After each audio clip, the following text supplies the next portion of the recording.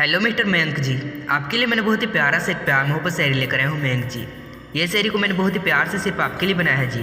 तो चलिए भी शायरी को स्टार्ट करते हैं कि मत पूछो मेरी जान कैसे गुजरता है हर पल तुम्हारे बिना। मत पूछो मेरी जान कैसे गुजरता है हर पल तुम्हारे बिना। कभी मिलने की हसरत तो कभी देखने की तमन्ना, कभी देखने की तमन्ना। कभी सुबह याद आते हो तो कभी शाम याद आते हो मेरी जान। कि कभी सुबह याद आते हो तो कभी शाम याद आते हो।